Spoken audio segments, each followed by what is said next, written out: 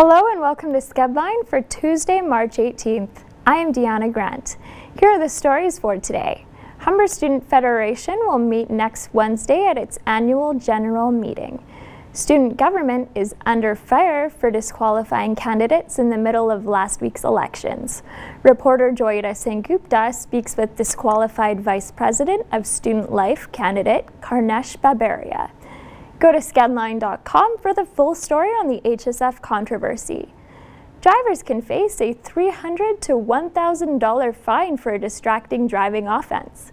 Police are launching a blitz today aimed at drivers who use handheld e-devices while driving.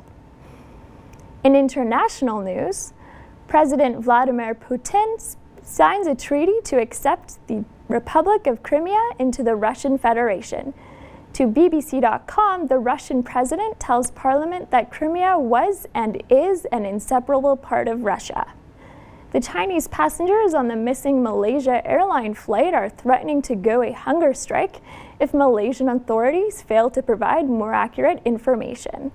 MH370 flight went missing March 8th with 239 people on board. 153 were Chinese nationals. Now to Ore Akinkube for a look at the weather. Here's the weather forecast for the rest of the week. It is sunny outside right now, but will be cloudy later on in the day. Commuting tomorrow, Wednesday, could be a mess because there will be about 10 millimeters of rain with about 2 centimeters of snow.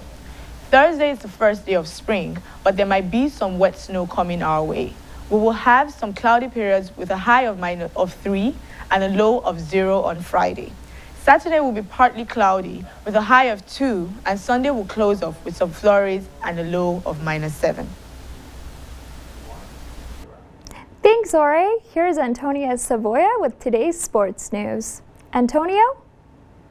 Hi, I'm Antonio Savoya for Skedlive, and here's your sports update. Documents showing former FIFA Vice President Jack Warner and his family were paid millions by a former Qatari football official after Qatar won the bid for the 2022 World Cup. March Madness begins today as the 4 play-in games for the final 4 spots of the bracket are underway. Albany will be facing Mount St. Mary's, North Carolina State will face Xavier, Cal Poly versus Texas Southern, and Iowa will face Tennessee State. The Raptors are going to be looking to get back to winning ways tonight in Atlanta as they face the Hawks at 7:30. On Sunday, the Raptors lost 121 to 113 to Phoenix. And the Maple Leafs will be at the Joel Louis Arena today in a wild card battle with Detroit as the Leafs sit in 7th and Detroit sits in 10th. That is all for sports today. I'm Antonio Savoya. Thanks, Antonio. Let's take a look at today's entertainment news with Angelica Sydney. Angelica? I'm Angelica Sydney for your entertainment update. Former model, fashion designer, and longtime girlfriend of Rolling Stones frontman Mick Jagger, Lorraine Warner, died on Monday from an apparent suicide. Her body was found in her downtown Manhattan apartment. According to the CBC, a spokesperson for Mick Jagger said that he was completely in shock and devastated. Chris Brown is also not getting a break. According to the BBC, a judge has ruled for Brown to stay in jail until his April 23rd hearing.